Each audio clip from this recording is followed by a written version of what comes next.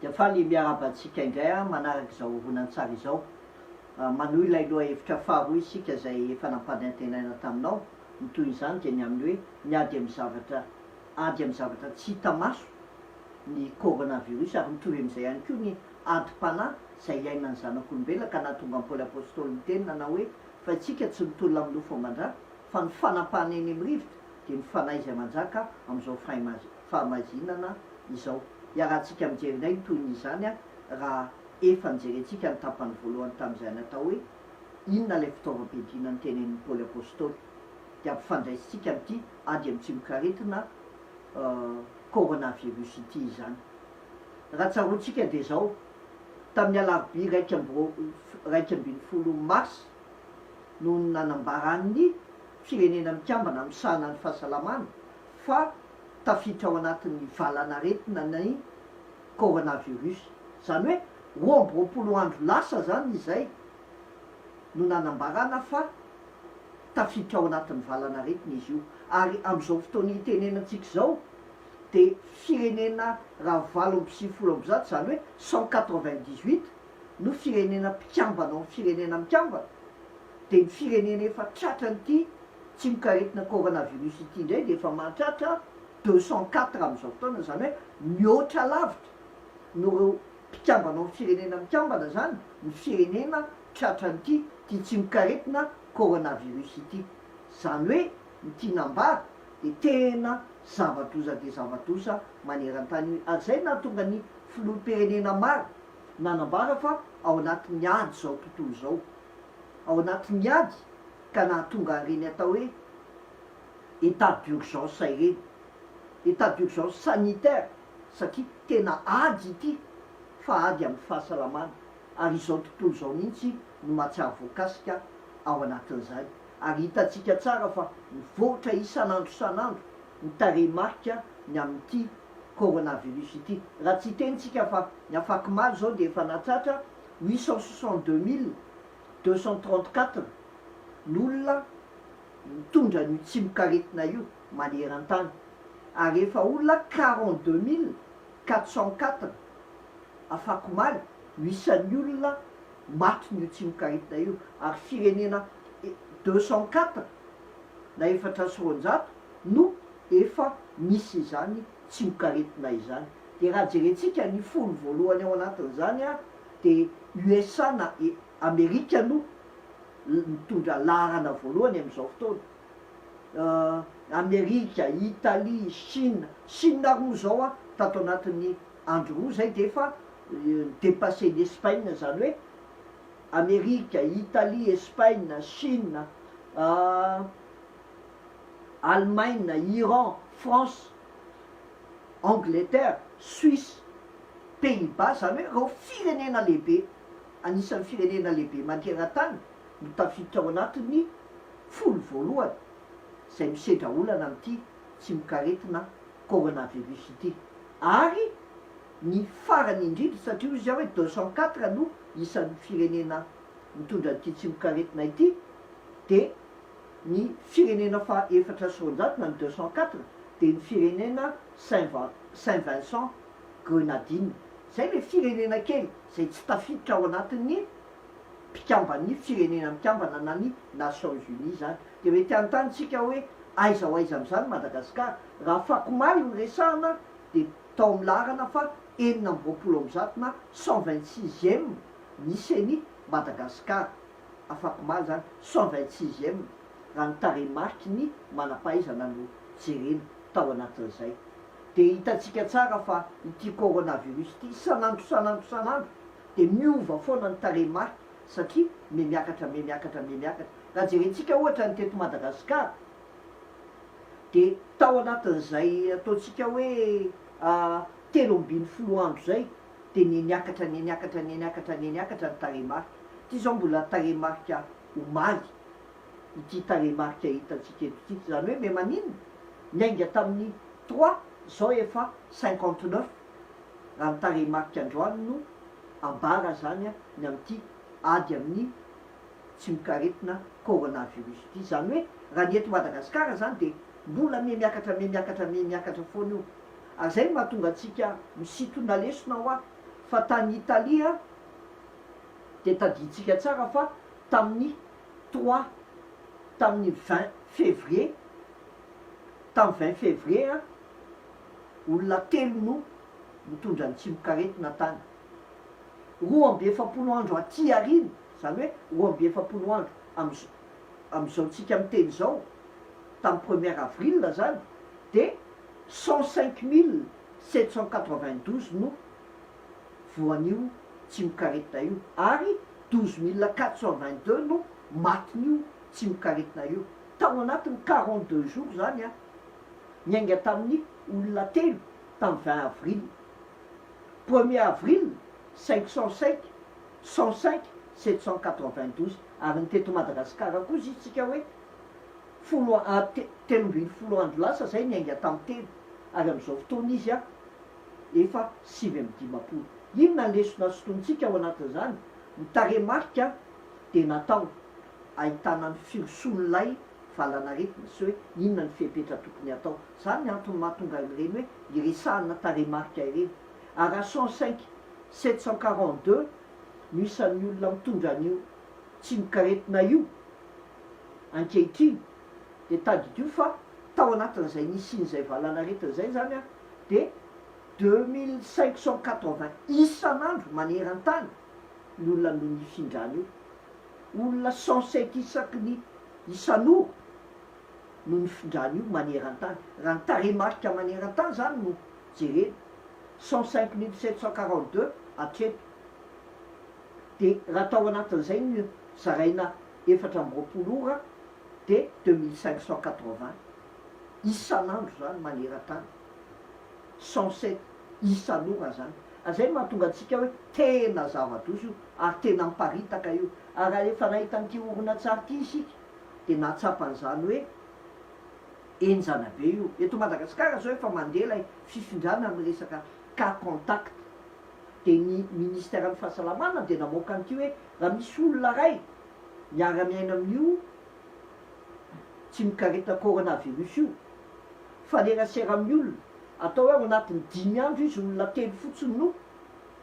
nifindran'izay de mandeha indray reny olona 3 reny afaka 5 andro de mety mamindra hatramin'ny olona 200 mahery ireny amin'ny resaka cas contact zany ary afaka 30 andro de mety mihoatry ny 20 ny olona ho maty zany zavatra any no navoaka ny ministère ny fahasalamana teto amintsika ratsy mitandrina isika azay nahatonga le hoe mijanona any an-trano fa ty orona tsara ty de maneho an'izay le hoe mivoaka ny olona anakay de mitondra lay tsimokaretina de mandeha le cas contact de mifindra ary atreto de zany mahatonga ny fifindrana betsaka indrindra manerana an'izao tontolo zao ity resaka corona virus ity ary zay mbola mahatonga le ezaka le hoe ny vahaolana amin'io de mijanona any an-trano ihany aloha fa le mifanerasera tsy ampozinao mihitsy a ny zava-misy de atreto aloha de mbola tena mandripaka ain'olona maro ny coronavirus hitantsika tsara fa tany Espagne tamin'ny latsinainy talata teo zany hoe tao anatin'ny 24 heures tamin'ny latsinainy talata teo de nahatratra olona 849 ny olona maty tany Espagne ao anatin'ny ray andro zany hoe firy zany raha zaraina ao anatin'ny zaraina 420 olona 530 isaky ny adiny ray ary olona 3 isaky ny 10 minitra no maty tany Espagne tamin'ny latsainy sy talata teo tamin'ny latsainy talata teo zany hoe tena mbola mandripaka olona ainan'olona marina izy ty de hitantsika tsara amin'io sary io hoe tena mampalaelo ary mampikokotra ao am-piangonana fatony betsaka noho ny olona velona mikarakara an'le razana fatony betsaka noho ny olona velona zay mahatonga antsika eto Madagasikara tena mbola misaotra an'Andriamanitra tsika ary mangataka tsika mba tsy ho tonga eto am'izany stady zany isika am'izao fotoana de hitantsika tsara fa manera-tany am'izao fotoana de mitapombava ara-baktera vao mahita olona rehetrarehetra anao maneran-tany de am'izao fotoana ny masika noedivana ny fifidianana azy na eny amin'ny pharmacie ary am'izao fotoana ary moa zao de miady ny frantsay sy ny amerikanina amin'ny commande resaka an'io any Chine de nitaraina koa ny any Italie sy Espagne ny am'izany de lasa hoe l'or blanc lay masika am'izao fotoana fa mitampom-bava koa zao tontolo zao manoloana ny coronavirus satria tsy mahita tenenina tsy mahita vahaolana ary tena hoe voafetra ny fisainany zanak'olombelona voafetra fa raha ilay firenena folo voalohany tenenitsika teo a de olona firenena mana-tsay manan-katao nefa manoloana ny coronavirus aloha atreto de samy mitampom-bava daholo tsy mahita amba satria tena voafetra ny fisainany olombelona Andriamanitra ny tompony hery sy ny fahalalana rehetra ary anjara atsika mangataka fahendrena amin'Andriamanitra mangataka amin'Andriamanitra tolotsay manoloana n'io zavatra hoe tompo ao vonjeo zay inona ny vahaolana fa ny prime ministre italiana de le niteny mihitsy hoe tsisy vahaolana ty nanao ny fomba rehetra isika fa tsy afaka ny saka ny fipariana izy ty tsy afaka ny tazona ny ain'ny olona fa ny zavatra azontsika atao de zao mametraka eo atatyan'Andriamanitra lay tompony tany sy ny lanitra izy ihany no fanantenana hery ho atsika inona ny zavatra nisy tany Italie tao anatin'ny ray andro de 852 ny olona 852 ny olona sitrana tao anatin'ny ray andro 852 ny olona sitrana ao anatin'ny ray andro zany hoe betsaka kokoa ny olona sitrana no maty tany Italie ary zay mila ilazana amitsika ihany koa fa ny coronavirus eny marina fa tena mamono mahafaty io fa rehefa matanjaka ny anticorps ny olona anankiray de afaka miady amin'io izy ary zay no mahatonga le hoe mila miverina amin'ny sakafo ara-dalàna mametraka ny toe-batana ara-dalàna ny olona fa niena ny olona voan'io koa tany Italie am'izao fotoana raha tamin'ny lahady a 1691 ny positif taloha zay nefa ny sabotsy zay 3200 sabotsy a lahady 1691 ny positif ny sabotsy a 546 ny olona maty ny lahady a 361 ny olona maty vokatry ny vavaka zay natao vokatry ny faneken'ny olona ihany koa andray fandaminana eo amin'ny fiainana ty ady amin'ny coronavirus teny ohatry ny ady nataon'ny zanak'Israely tamin'ny Amalekita ny ady tamin'ny Amalekita ny zanak'Israely de ny zavatra nataon'ny Mosesy ny vavaka reraky Mosesy mitazonina ny tanan'ny Mosesy ny olona mitrotro miazona ny Mosesy fa zany ihany koa ny ataontsika am'izao fotoana ny anjaratsika kristianina de mitondram-bavaka ny manam-pahaizana ny dokotera mba omen'Andriamanitra saina ahita vahaolana am'izao zavatra zao mivavaka ho an'ireny olona marary ireny mivavaka ho an'ireny mpitsabo ireny mivavaka ho an'ireny fianakaviana zay hiaran'ny ity coronavirus ity ny anjaratsika de ny mivavaka tahaka le nataony Mosesy sy nataon'ny olona nitazona ny tanany Mosesy mitrotro am-bavaka isika manoloana an'izao ady tanterana izao fa nivavaka no manova zavatra de ozy izy ny salama 5:5 manao hoe antsoy aho amin'ny andro fahoriana de amonjy anao aho ka ame voninahitra ahy ianao antsoy aho amin'ny andro fahoriana de amonjy anao aho ka ame voninahitra ahy ianao ary hitatsika ty raha matoty satria tsy afaka mivoaka ny trano de ny andaniny andro de mametraka ny fiainany ao am-potoana ary mametraka ny fiainany manodidina azy ary zany ihany koa no mila andanitsika andro akatsika fotoana eo amin'ny fiaina ny manana fotoana ivavana ty sary ty ray ity ndray de ny filohan'ny republikan'ny Burundi io mandoalika amin'ny vavaka io, mandoalika amin'ny vavaka mitalao amin'Andriamanitra mba hamonjeny firenena. Tantara faharoa toko fa ny petera voalohany toko fahadimy andiny fahenina sy ny fahafito, petera voalohany toko fahadimy andiny fahenina sy ny fahafito de miteny manao ko am'izany manaiketeny ambany tana maherin'Andriamanitra mba hanandratany anareo amin'ny fotoan'andro ary apetra ho aminy fanahinareo rehetra fa izy no miay anareo. Ary zany ny zavatra tadiavina manomboka any amin'ny filoham-pirenena hatramintsika vahoaka mila mandoalika eo anaty an'Andriamanitra. Mahafinaritra amin'ny teny filoham-pirenena miantso hoe toizo ny vavaka fa za koa mba nyteny hoe raha azonao atao Andriamanitra filoham-pirenena de ianao mihitsy no mitarika ny olona anana fotoana hivavahana, ianao mihitsy alohan'ny ady, alohan'ny asa tena mitarika amin'ireo mpiara-miasa aminareo fa any amin'Andriamanitra ny vahaolana io. Matoa zao tontolo zao tsy manan-kalahatra, Andriamanitra manan-kambara amin'io zavatra io. Ary zay ny hoe tahaka nataon'ny filoham-pirenena tany Burundi, tahaka nataon'ny filoham-pirenena tany Amerika, sy reo firenena maro taty Afrika ihany koa, engany mba filoham-pirenena malagasy ihany koa tsy hitaonan'ny olona fotsiny fa tenenao mihitsy nanome modely ho an'ny malagasy. De isy fiatraika ngezabe eto amin'ny firenentsika izany satria ko am'izany manetretena ambany tana maherin'Andriamanitra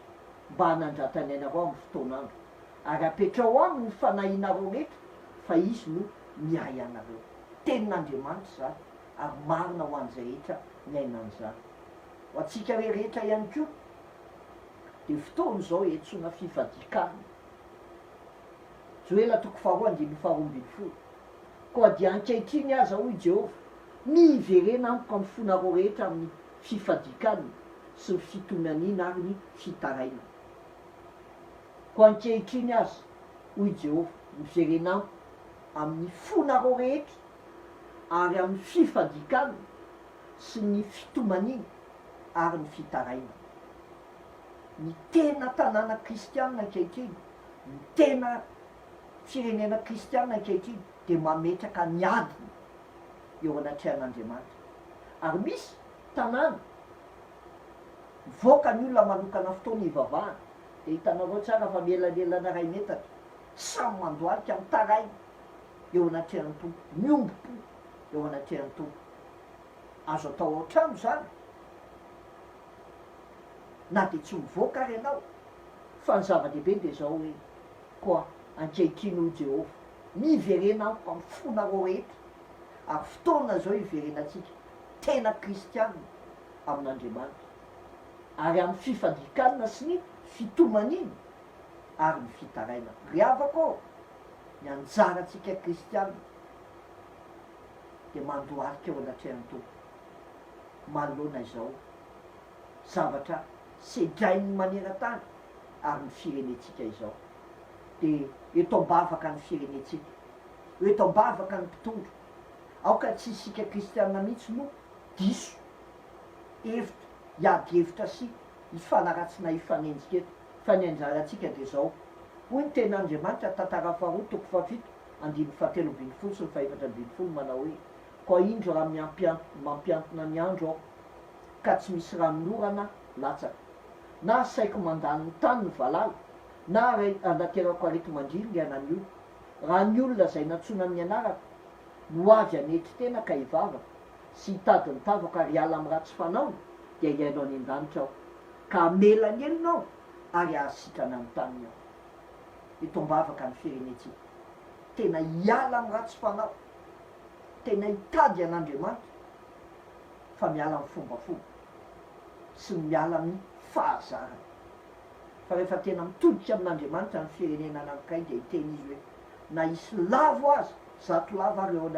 eo manodidina anao de tsy atraika aminao zany. Ary zany ny faniritsika ho an'ity firenena mamitsika ity. Ka nisy olo malaza tato anatin'izao ady amin'ny coronavirus izao de anisany anakay ty professeur volontina anta ity fa ndre mandeha izy nanontaniany mpanao gazety izy sady chef de service eo amin'ny hôpitaly be felatanana, sady PCA,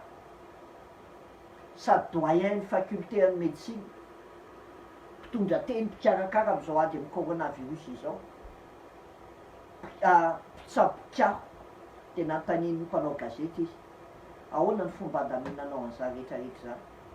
inona no ataonao de zavatra anisan'ny teneniny de zao, alohan'ny anaovako zavatra de apetrako ao anaty an'Andriamanitra ny fiainako sy ny asako, apetrako ao anaty an'Andriamanitra ny fiainako sy ny asako, ary zany ny zavatra fahendrena ho an'izay rehetra kristiana manandraiky, de ozy izy no abola toko faha-telo andininy fadimy sy fahaenina manao hoe matokian Jehova amin'ny fonao rehetra, fa aza miankina amin'ny fahalalànao, manike azy amin'ny alehanao rehetra fa izy andamy malalanao, ary zany tokoa no fahendrena zay rehetra manana anjara sy andraikitra eo amin'ny firenena na amin'ny manodidina azy dia ankino amin'Andriamanitra ny tontolo andronao sy ny asa manandraikitra anao, fa lozy ity coronavirus ity raha miatra eto amin'ny firenetsika, ary mampatahotra azy ny lazain'ny firenena mikambana misahana amin'ny fahasalamana eto Madagasikara ny laza fa hoe mety atratratrany amin'ny 2 millions ny malagasy ho tratran'izy io, mampatahotra raha izany no izy a, tsy haiko aloha hoe amin'ny fomba ahoana no nahatonga azy miteneny izany zavatra izany, fa zay no mahatonga antsika miteny manao hoe fa ataoko ahoana ny fijery ny lozan'izony firenena ary ataoko ahoana ny fijery ny fandianana ny havako, mila manao action isika kristiana fa tsy mila manao réaction manoloana an'izany, ady amin'ny zavatra tsy hita maso ity coronavirus ity, ary ady amin'ny zavatra tsy hita maso inona ny andrasana amintsika mpanompon'Andriamanitra de tadidio fa manana andraikitra tsika amin'ny asa pastoraly mikarakara ny ondrin'Andriamanitra, manana andraikitra tsika amin'ny asa fisorohana mitondram-bavaka ny firenena sy ny manodidina atsika, manana andraikitra tsika amin'ny asa faminaniana manambara mivantana sy mahitsy ihany koa ny fahamarinan'ny tenin'Andriamanitra, na tsy tian'ny olona henona ary zany am'izao fotoana zao hoe aretina tahaka ny aretina rehetra, inona ny idiran'Andriamanitra am'izany, mbola hiresaka am'izany tsika hoe inona marina moa ny ambaran'ny tenin'Andriamanitra ny amin'io zavatra io, fa maasa mpanompon'Andriamanitra tsika manao asa pastoraly de natsony isika hitaizy anabe ary ananatra, de mahafaly mahita an'ireny fanabeazana toroteny fampianarana amin'ny tambajoy traserasera am'izao ireny, fa ilain'ny vahoaka an'Andriamanitra ireny, mila misintona lesontsika tamin'ny zava-nisy ny ainan'ny olona tany ivelany, fa ny olona tany ivelany rehefa mipoka io de miteny hoe tsisy hevitra fa ny fijanonanao an-trano ihany no vahaolan'io, ary atreto aloha de mbola izay ihany no afatra mipita hoe mijanono ao an-trano raha azo atao, satria zay ihany ny fomba ahafahana manakana an'io atreto aloha mijanona ao an-trano, de hitantsika tsara fa am'izao nefa be lehibe ny zavatra atao fizarana fanomezana ny fahasairanana, fa manoloana an'ireny anefa raha saina mivoaka ihany ny olona de tsy maintsy mba tokony isy fepetra entitra raisina, satria ny olona neny-kibo no mahamaika azy, fa ndraindray tsy tsapa ny lozan'ny fahasalamana mety hiatraika aminy, fa anjaran'izay manana andraikitra aloha mijery izany, ndre mandeha mba tsy maintsy nivoako ny trano a, ny zavatra tsy maintsy nivoako ny trano, de ny zavatra nafinaritra any fandraisana andraikitry ny mpitandron'ny filamina teny rehetra teny, de nahitanao hoe efa mba nanomboka me endry raha malagasy, satria efa nitenenina hoe tsy mivoaka, de hitatsika tsara fa nangina ny tanàna, fa sain'izao no mila tadidina tsy hoe aorina am'rombiny folo any vao mety misy coronavirus, fa rehefa maraina tsisy fa mety hiatrekan'izany isika, fa raha hivoaka ihany de mandraisa fepetra, mandraisa fepetra, ary jereo fa ny fahendrena zao amina toerana maro samihafa efa manaraka fandaminana ny vahoaka malagasy, ary zany ny hoe ity coronavirus ity ihany koa na tonga atsika niveriny ny am'izany atao hoe discipline izany, satria anisany anakaingezabe ny fiarovana amin'ny coronavirus de ny fanarahana fandaminana izany, fanarahana fandamina. Fa zao aza miandry sazy vao anao manaraka toromarika, aza miandry sazy vao anaja toromarika, satria raha zany no atao de tahotra ny sazy no mahatonga atsika mandray fepetra, fa tsy tahotry ny aitsika, fitandrovana ny aitsika sy ny manodidina atsika. Zao fa am'izao fotoana miamafy ny sazy ho an'izay mbola mininy voaka maneran-tany io any Frantsy de 135 € ny sazy, raha mbola tratra ianao de miakatra arakarak'izay ny sazinao.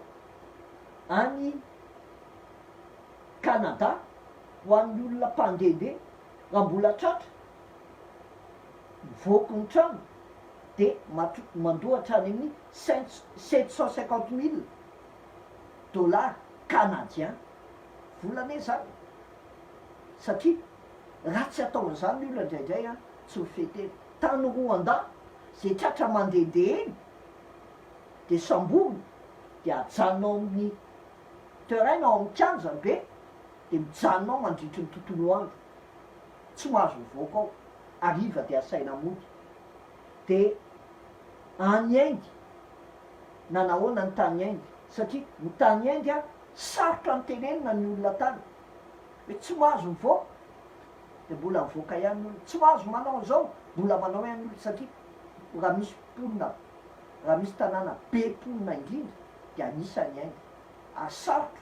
mitaizany olona tany, satria eo koa le tsy fisiny, eo le fahasarotana. De inona nataon'ny fitondram-panjakana tany? Ty misy karazana ohatry ny film kely asaiko jerentsika hoe zao ny zavatra nisy tany, anjary mivoaka ny polisy de manafay de manjary mameno tanàna ka zay tratra mivoaka de ny anazy tena nikapohany mihitsy, ohatry ny zazakely reny, ny olona tratra mivoaka tao anatin'ilay fotoana. Anahoana re raha izao zava-zay isa aty Madagasikara, fa zao aza miandro sazina vao manaraka fandaminana. Fa rehefa natao zao, inona ny zava-misy rehefa avy eo? Tena nanjara ny lama ny tany Inde, ny tanàna rehefa sendra mivoaka ny olona nanaraka fandaminana, satria mianakay afana misoto sy miady am'ty coronavirus ity aloha hatreto de ny fanarahana fandaminana hoe mijanona izy ao an-trano. Fa maninona isika rasaina mihiboka ao an-trano,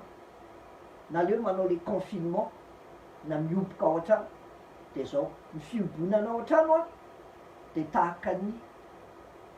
fahitana loza. Jereo tsara mivitsika miery ao an-davaka rehefa rano tsy ny andro ka manambara loza.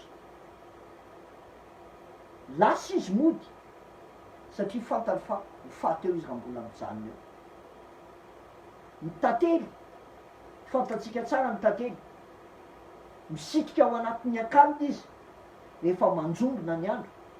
fa ho avy ny orana mba tsy ho faty izy de lasa izy mandeha. Ary raha olombelona manahoana rehefa fantatsika hoe loza ny aty e, fa ny soratra masina de miteny manao hoe mahira-tsaina mahatazana ny loza Camille. Fa ny kely saina kosa mandroso ka vo. Ohabolana 7 andininy 12. Navon'ny firenena italiana, Espagne de tadio tsara fa navoareo firenena reo na Italie na Espagne de neverin'ny olona fa vazivazy izy ty. De efa nitenena mijanona any an-trano mbola mivoaka ihany, de hitatsika ny fiatraikany taty ariva. Raba ihany koa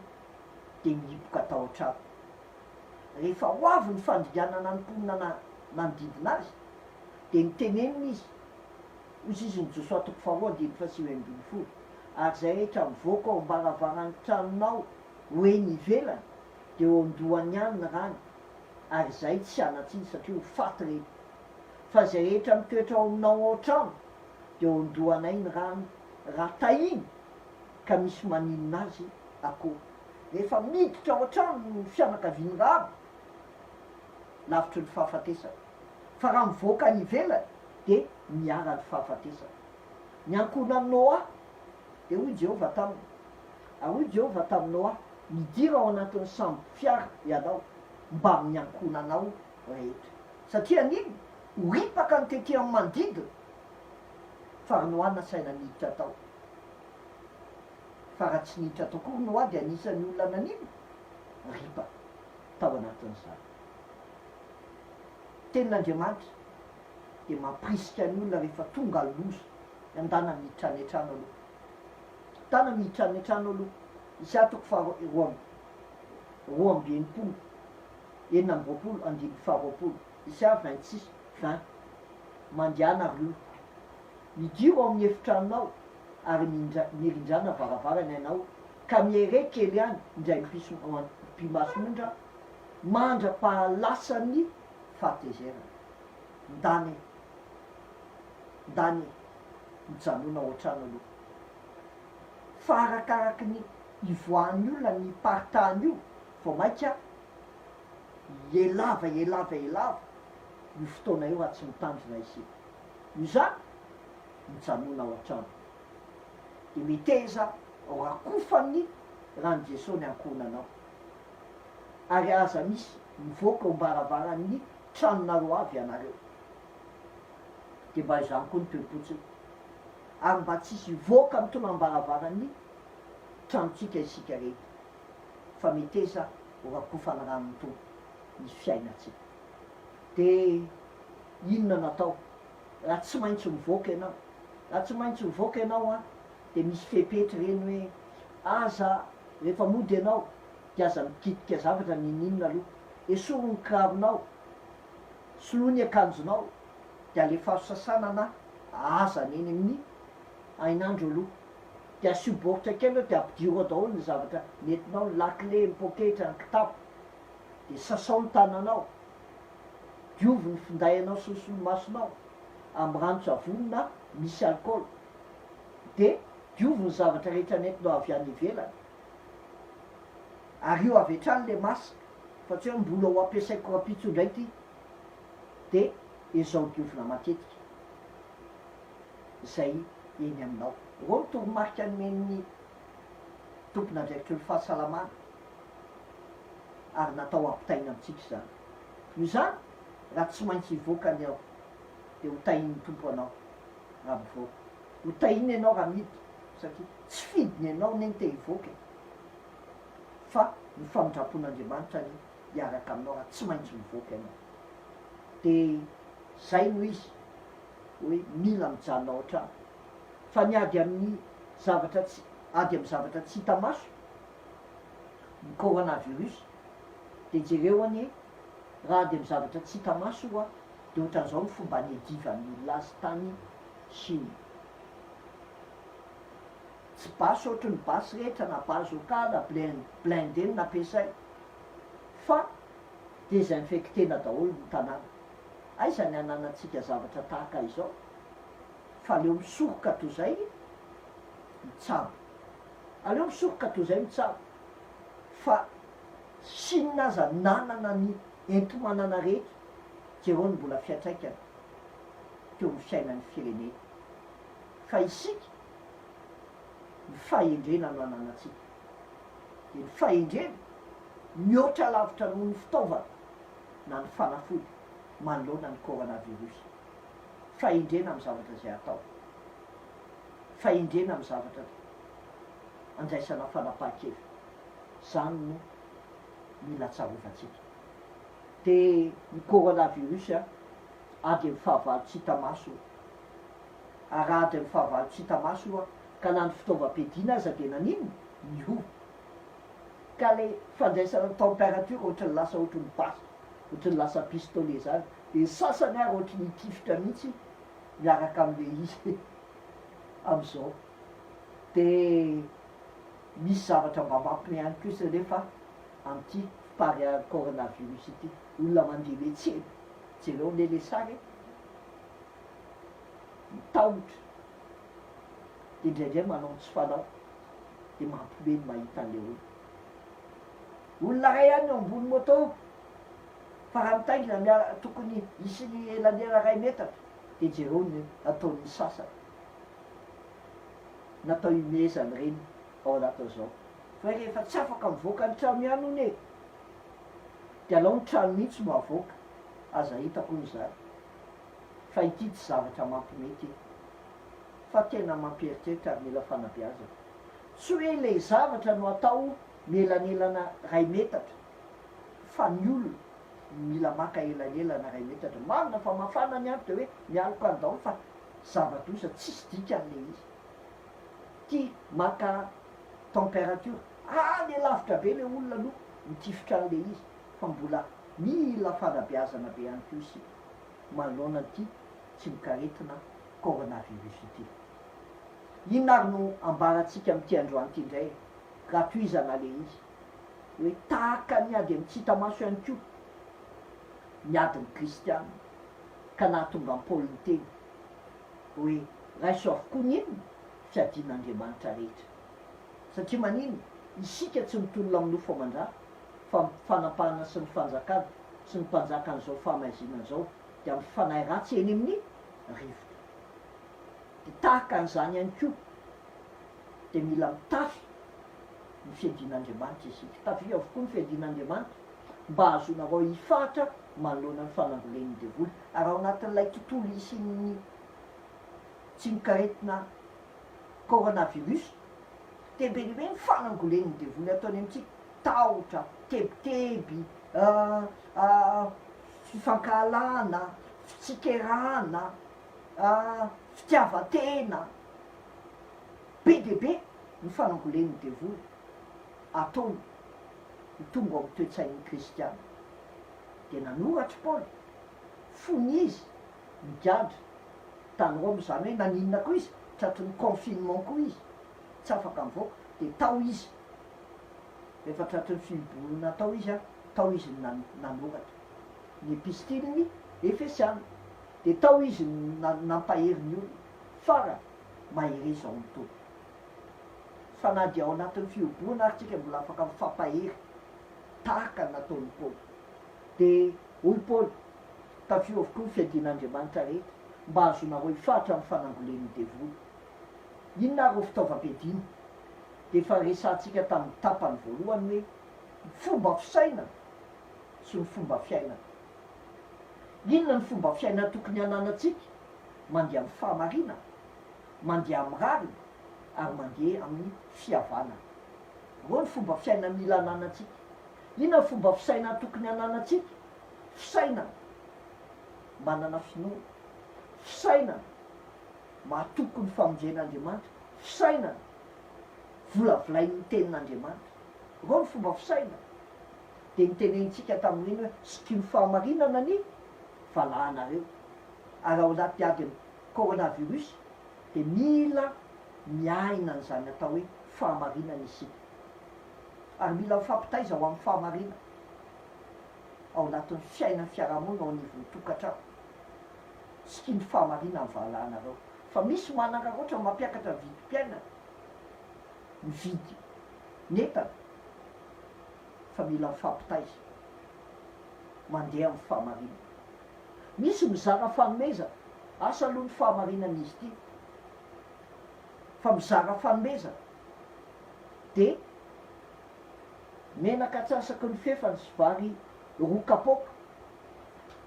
no azo ny mpianatra asana zany no tena izy na manahoana fa nahatonga resa be teo amin'ny mpianatra le izy hoe fa ahoana kosa zany de mila tsaroana ane de zao hoe ny fahamarinana no manandratra ny firenena fa ny ota kosa de fahafambaraka amin'ny olona ny fahamarinana manandratra firenena fa ny ota kosa fahafambaraka amin'ny olona ohabola toko faefatra ambin'ny folo andiny faefatra amby telopolo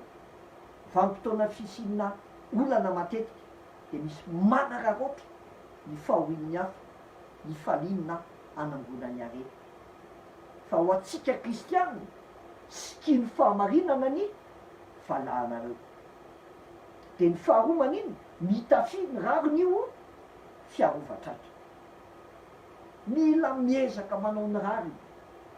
am'izao fotoana nafinaritra le olona voatery tsy maintsy nandeha tongotra ny alavy taty Antananarivo robe ale Tsirabe sy ny toerana tany tokony misy azy de nataon'ny commune tao Ambatolampy ina zavatra nataony netsony daholo zay olona mana tomobile rehetra nitsenan'ireo olo reo de nijery ny toe-pahasalaman'ireo olo reo de nanome sakafo ireo olo reo de naterina tany amy toerana samihafa Atsirabe, Ambobary, Betafy ary zany le hoe mahay mijery ny fahorian'ny hafa ary rariny raha isika kristianina mahita olona ao anatin'ny olana de manampy azy reny fa tsy rariny raha mahita olona ao anatin'ny tsy fisiny ianao de jerenao fotsiny misy fianakaviana nandeha de mitondra zay anana de nizara ho an'ny olona zay hita mifatena sahirana teny an-dalana izy de ozy izy Jakoba toko voalohany andiny fafito amby roapolo zao ny fivavahana madio sady tsy misy loto eo anaty an'Andriamanitra ray ny mamangy ny kamboty sy mipitondra tena ny fahoriana sy ny miaro ny tena tsisy petipetina avy am'izao tontolo zao inona ny fivavahana madio tsy mito loto eo anaty an'Andriamanitra de ozy izy Jakoba ny fivavahana madio sady tsy misy loto eo anaty an'Andriamanitra de ny mamangy ny kamboty sy ny mpitondra tena amin'ny fahoriana ho atsika kristianina tsy rariny raha ohatra velona ho an'ny tenatsika ihany isika fa mivanim-potoana ohatran'izao mihitsy mila anehoantsika manampy ny olona ao anatin'ny fahasahirana marina fa tsy hoe avita zavatra be lehibe tahaka n'iny isika fa zy azonao atao no atao fianakaviana ray ve fianakaviana roa ve efa sarobidy zany eo anaty an'Andriamanitra ka raha miteny hoe mpivavaka isika de tadio fa ny fivavahana madio sy marina tsy misy loto ao anaty an'Andriamanitra de ny mamangy ny kamboty sy ny mpitondra tena amin'ny fahoriana Jakoba toko voalohany andiny fafito amby roapolo tsy rariny raha mitazapotsy ny fahorian'ny olona isika fa na ny orinasa azy am'izao fotoana ohatra hoe ny sikame sy ny orinasa samihafa zay ananany de natolo ny fanjakana mba hifanomezan-tanana ao anatina eo de mampametra-panontaniana aiza ho aiza am'izany isika kristianina fa raha ny tompo ny teto de hiteniny amitsika koa nga mba izy hoe mandehana ka mba manaova toy izany koa tsara mijery ny ataon'ny olona fa mila manao zavatra ny fiangonana ankehitriny manahoana rao mahanitra ny fiangonana manoloana an'izao olana zao manahoana rao olona sahirana mandidina ny fiangonana am'izao vanim-potoana ny fahasahiranan'izao manahoana isika kristianina amin'ny mpiarabelona na mpiray vodorindrina amitsika mandehana de mba manaova toy izany koa ka zay anananao no omenao fa ozy izy Jakoba toko faharoa andiny faina ambiny folo raha misy raha lahy na anabavy tsy manan-kitafy sady tsy manan-koany isan'andro ka misy aminareo manao amin'ny hoe mandehana ny fiadanana manindro mivokisa kanefa tsy omenareo azy tsy inona koa zay tandify ho an'ny tenany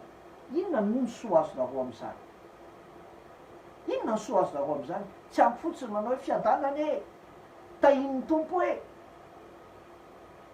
fa ianao mihitsy ny tian'Andriamanitra ampiasaina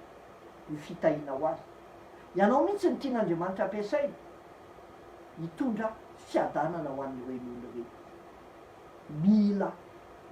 manao izany isika kristianina am'izao fotoana zao mitafiny rariny mitafiny rariny fa be lehibe koa ny zavatra tsy rariny hitatsika am'izao fotoana anakay ohatra resaka le fanasazina raha iverenatsika ny président tany Philippines de miteny hoe vonoa izay mbola mivoaka iny ivelany eny mba tsy rariny kosa zany vonoa izay olona mivoaka eny ivelany eny mba rary ny vesaka sao de fanarota-pahefana zany ary na ny tany Indy azy ny polisy de nisy manaratra fahefana ny olona efa ao anatin'ny fahasairana jereo ny zavatra atao fa mahafinaritra fa atsika eto Madagasikara de teneny zao hoe raha misy mpitandro filaminana hitanao manao fanararota-pahefana na manao zavatra tsy ara-drariny de efa men'ny tompona ndraiky mpanjakana hoe atsoa reto numéro reto fotoana tokony fampitsonjovana ny fanampiana izao fa tsy fotoana tokony hanararotana io zany ny fomba fiainana de mila mandeha amin'ny fahamarinana fomba fiainana de mila mandeha amin'ny rariny ary ny fomba fiainana de mila mandeha amin'iny fihavanana mila mandeha amin'ny fihavanana ary kiraro fahavonona-panahy amin'ny filazantsara ny tongotra reo raha misy fiainana mila ananatsika eto Madagasikara am'izao fotoana de tokony mitady ny fihavanana ny fiombonana manomboka any amin'ny mpitondro lehibe zany atraty ambany sarobidy am'izao fotoana ny atao hoe fihavanana raha samy malagasy ihany koa de mila mahatsiaro hoe sarobidy ny fihavanana fa ndraindray sao de diso fahavalo isika fampitifitifitra eto fa ny tena fahavalo de ny coronavirus ary am'izao fotoana na ny mpitondra fivavahana kristianina zany de mianatra mifanatona mianatra miavana fa tsy misy hoe reny fiambona mosoko reny fiambona zato ambola izany no ataotsika eto de diso fahavalo isika diso fahavalo isika fa mila mana fihavanana isika de ny fihavanana anisany ao anatin'izay de zao hoe mampiavana ny olona amin'Andriamanitra ary mampiavana ny olona samy olona de mandehana any am'izao tontolo zao hoe nareo mitoriny filazantsara amin'ny olombelona rehetra mila mampiavana ny olona isika fendre tsara sady mahafinaritra raha mpirahalahy miara-monina raha ny kristianina ny fampitatana am'izao fotoana zao miara-mivavaka de tena sarobidy ao anaty an'Andriamanitra zany ary am'izao fotoana samy mivavaka any an-tranony tsisy hoe say any am-piangonanay fa samy any an-tranony de samy mitodika amin'ny Andriamanitra iraisa iombona de mila manan'izany toetra izany isika ary ao anatin'ny 4 andro misy lay hoe antso amin'ny fibebana ho an'ny firenena de ahitantsika karazana mpanompon'Andriamanitra avy amin'ny fiangonana samihafa sy ny fikambana samihafa satria ny kristianina mila manana an'izany atao hoe fiainan'ny fihavanana zany sambatra ny mpampiavaka fa izy no antsoina hoe zanak'Andriamanitra fiainana anaty fahamarinana fiainana anaty rariny fiainana anatin'ny fihavanana ro ny fitaovam-piadiana mila ananatsika fa inona ihany koa no azo anampianan'izany androany raha izay nefa resantsika taloha de zao hoe tafeo avokoa ny fiadian'Andriamanitra rehetra de lay fisainana inona indray ny fisainana finoana famonjena ary ny tenin'Andriamanitra hoy soratra masina ary fanampin'izany rehetra zany dia tany ny finoana ao am-pinga zay azonareo amon'ny zanatsipika rehetra rehetra zay alefany lay ratsy tany ny finoana ao am-pinga lay ampinga eto de tsy lay ampinga boribory kely reny akory fa zavatra lehibe ny ampingan'ny miaramila romanina de lehibe ary ny voambolana nampiasain'ny Paoly tamin'ny teneny hoe resaka ampinga io izy de varavarana zany hoe ny abean'io varavarana io de lehibe io fa ny ampinga ihany koa mahasarona ny tongotry ny olona sy ny lohan'ny olona rehefa miondrika kely fotsy izy miaramila romanina tao anatin'izay zany ampinga zany no antsoina hoe ampingan'ny finoana ampingan'ny finoana de hitatsika tsara fa raha ny tenin'Andriamanitra hoe tany ny finoana ao ampinga de tsy misy azy fa tsy finoana fatokinan'Andriamanitra no ahafahantsika miakika ny olana sy ny coronavirus ao fiainana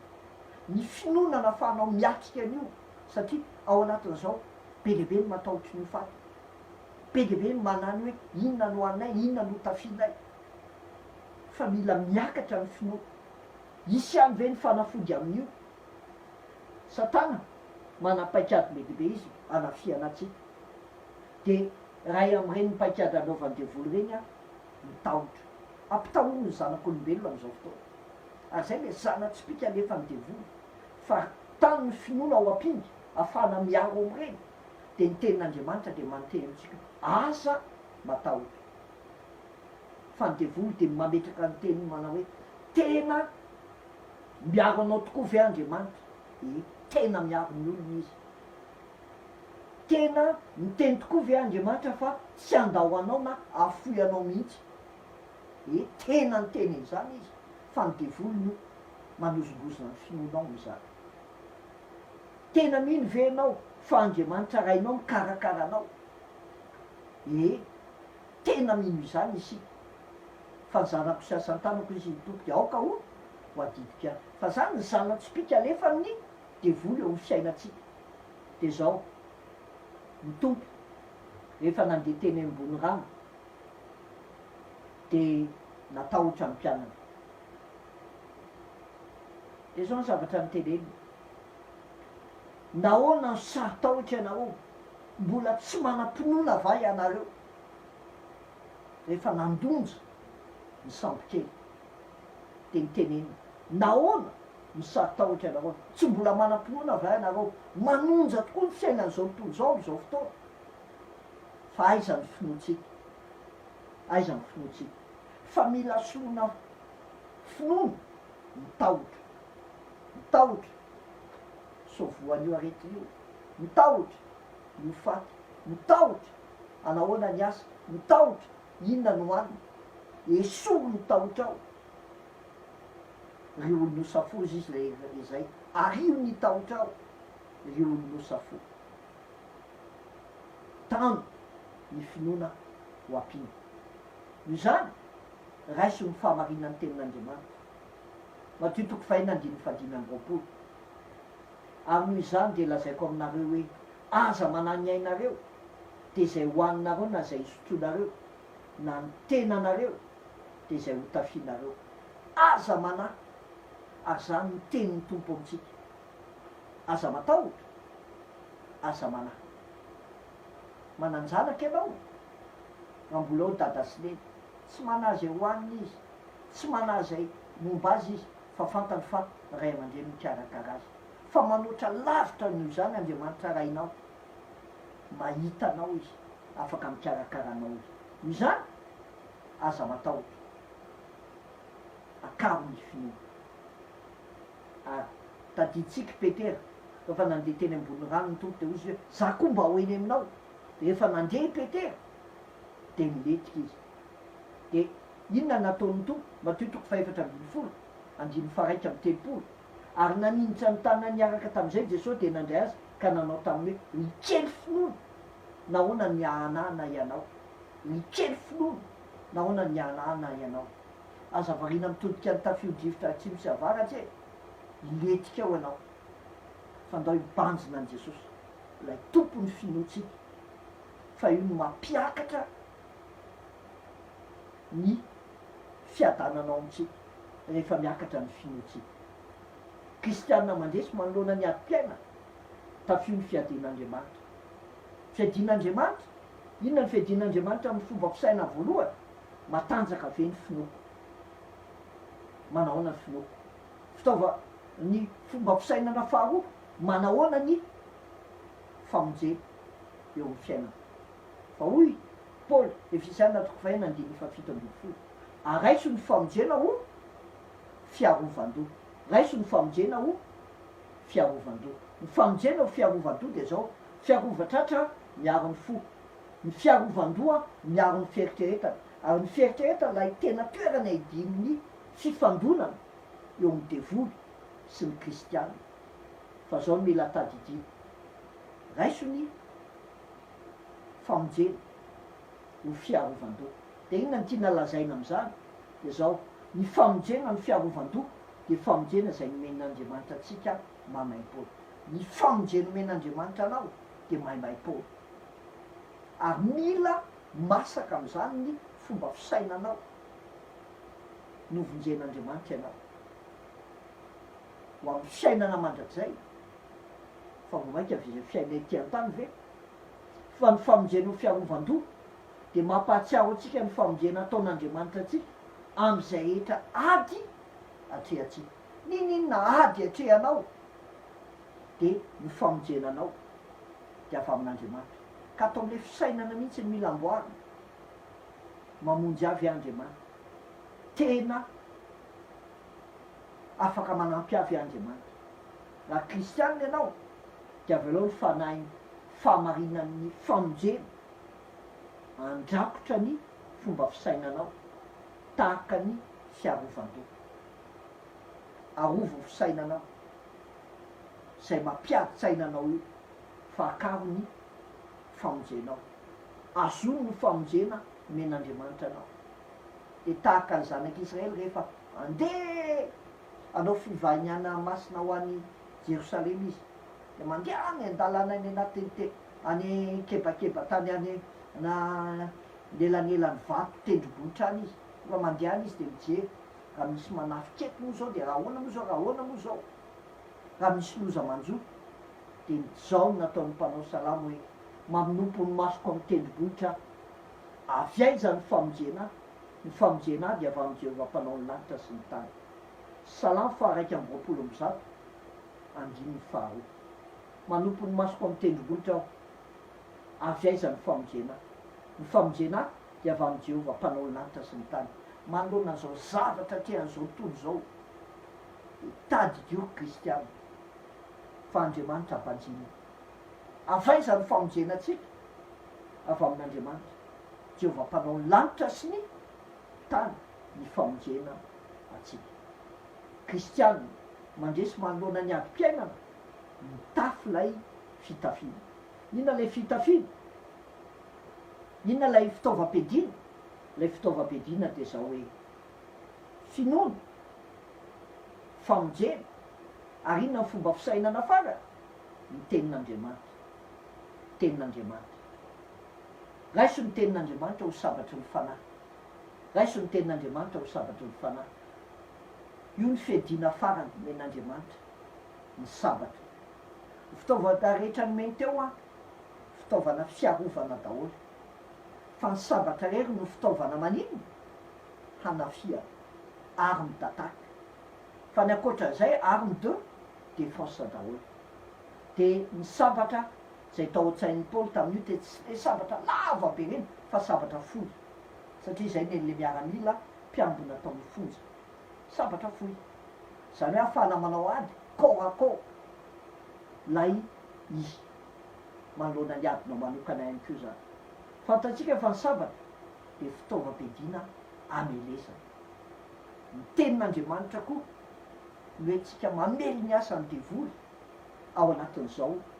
toejavatra iainantsika zao isika de mivolavolainy tenin'Andriamanitra ny fitaovam-piadiana de tena mampiandresy rehefa hainao no mampiasa azy de tahaka an'izany rehefa hainao mampiasa ny tenin'Andriamanitra de mitondra fandresena aminao io ty zavatra ty de tsy hita tsy haitsika mampiasa azy raha tsy tarihan'ny fanahy isika fa am'izao fotoana mampalahelo ny fivavahana kristiana beribe mampiasa tenin'Andriamanitra manolaka tenin'Andriamanitra de manjary tenenana ratsy ny ananan'Andriamanitra mahatonga ny olona tsy te hivavaka feo ny fiteniny anjery hoe zao hoe tadidio fa tsy avy amin'Andriamanitra re fa ny olona tena mampiasa ny tenin'Andriamanitra ho amin'ny fahintsina sy ny fahamarina de miavaka manoloana n'ireny fampianaran-diso mampalahelo reny am'izao fotoana mahatonga ny olona tsy te hivavaka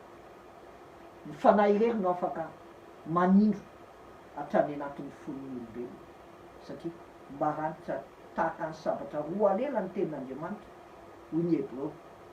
manindro hatrany amin'ny fo sy ny atilaliny io ny sabatry ny fanahy efa latsapaka aopotsika sy ny saitsika ny tenin'Andriamanitra de tena mahery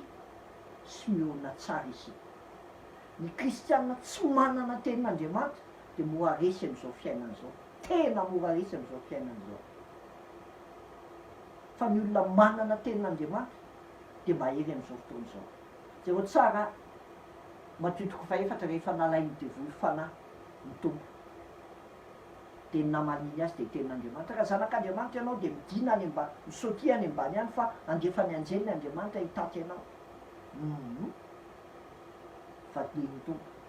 fa voasoratra hoe aza maka fanahy any Jehovah Andriamanitra raha zanak'Andriamanitra ianao de meny kofetra fa omeko anao daholo reo zavatra hitanao rehetrarehetra reo namaliny tompo azy fa voasoratra hoe Jehovah Andriamanitra hoe any no iankofanao de nisy fotoana koa Satana ny teny raha zanak'Andriamanitra ianao ovay mofo ireto vato ireto de ahoana ny zavatra nytenenin'ny tompo tsy mofo ihany ny iveloman'ny olona fa nyteny rehetra zay alokon'ny vavan'Andriamanitra am'izao vanim-potoana fihiboana zao na ny confinement zao hoe tsy mivoaka ao an-trano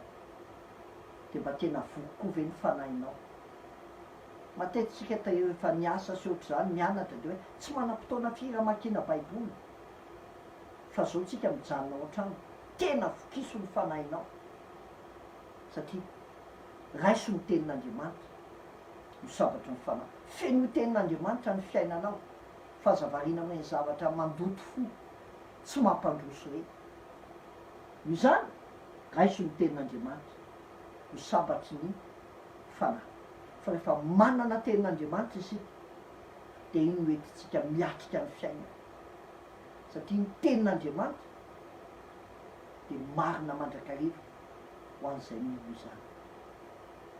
noho izany ny ady am'ny zavatra tsy hita maso ny coronavirus fa ady am'ny zavatra tsy hita maso ihany koa ny fiainam-panahintsika kristiana ary raha miady am'ny zavatra tsy hita maso isika amin'ny fiainam-panahintsika kristiana de mila mitafy ny fiadina amin'Andriamanitra isika mba hahatonga atsika aresy manoloana ny ady-piainana marina fa olana ara-pahasalamana ny coronavirus fa tena ady-piainana ho atsika rehetra eo de tafio avokoa ny fiadin'Andriamanitra rehetra tafio avokoa ny fiadin'Andriamanitra rehetra inona le fiadin'Andriamanitra amin'ny fomba fiainana de ninona fahamarinana inona ny fomba fiainana ny rariny inona ny fomba fiainana fihavanana ary eo no mila ianaratsika mandeha amin'ny fahamarinana manao ny rariny ary ny fihavanana zany ny fomba fiainana hiatrehatsika ny zava-manahirana misy ankehitriny ary zany ihany koa ny mila tokony hatrehan'ny zay rehetra manana andraikitra mandehana amin'ny fahamarinana e manova ny rariny e aroka ho ny fihavanana malona ny ady sato malovana fa tsy voana mainka miteraka rotanao anatin'izany ny fomba fisaina inony fomba fisaina voalohany finoana akary ny finoanao aoka atanjaka ny fisainanao atanjaka ny finoanao aoka atanjaka ny sainao ka tena ho resy lahatra ianao fa Kristy ny mpamonjy ianao ary anamonjy ianao amin'ny fiainana mandrakizay izy tsy amonjy ianao am'izay fiainana ety an-tany am'izay manahirana anao ve izy raha no mandrakizay ary omeny ianao fa mainka zay iainanao ety an-tany karo ny finoana azono ny famonjena zay meny Kristy ianao ary raiso ny tenin'Andriamanitra ho sabatry ny fanahy fa rehefa misy zavatra mandeha de miverena ahoana ho ny tenin'Andriamanitra ahoana ho ny tenin'Andriamanitra de zany no mampahery atsika satria ny tenin'Andriamanitra no fanimotonytsika sy fanazavana ny lalatsika de olo Paoly farany mahereza ao ny tompo manoloana ny zavatra iainan-tsika kehitriny a mahereza ao ny tompo hoe ao ny tompo ihany ny tena fampaherezana azo antoka aza mitehatra olona raha am'izao fotoana zao anao de zao hoe voaozona zay matoky olona ny olona voafetra ny olona mety miovaova ny olona mety mamitaka fa Andriamanitra mahatoky hatramin'ny fahafatesana mahatoky am'izay tenenina mahatoky am'izay fitantana mahatoky Andriamanitra ho an'izay rehetra miantehitra aminy. Io zany farany mahireza ny tompo. Raha hitady fampaherezana ihany manoloana an'izao ady-piainana noho ny fisian'ny coronavirus izao, de ao ny tompo mitady fampaherezana. Fahady amin'ny zavatra tsy hita maso ny coronavirus, faty amin'ny zavatra tsy hita maso ihany koa ny inona ny ady-panahy atrehantsika ankehitriny. De mahereza tafio ny fiadin'Andriamanitra rehetra amin'ny fomba fiainana sy amin'ny fomba fisaina. Inona daholo moa le fomba fiainana? Voalohany, fahamarinana. Faharoa, ny rariny. Faha-telo, fihavanana. Aoka izany ny fomba fiainantsika, mandeha amin'ny fahamarinana, manao ny rariny, ary noho ny fihavanana. Mampiavana ny olona amin'Andriamanitra, ary mampiavana ny olona samy olona. Relation verticale, relation horizontale. Ary inona ny fomba fisainana anankitelo? Finoana, famonjena, ary ny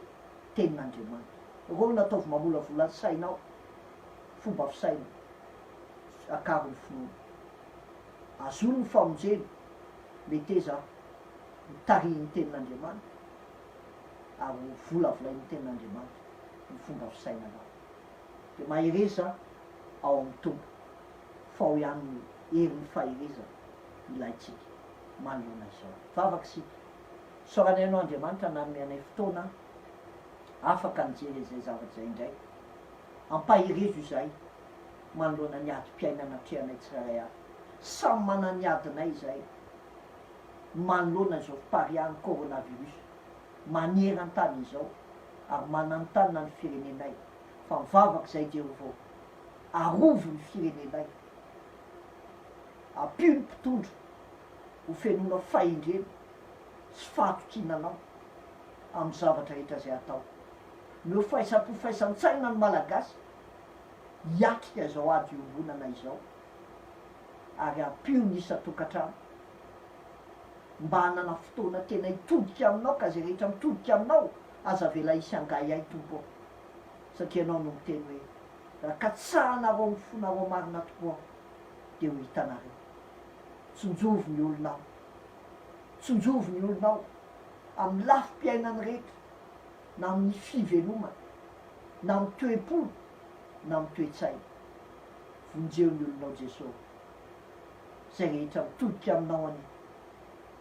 de hahita ny fahavelomanao indray. Lay Jesosy Kristy sangana tamin'ny maty, Andriamanitra velo. Taio zay rehetra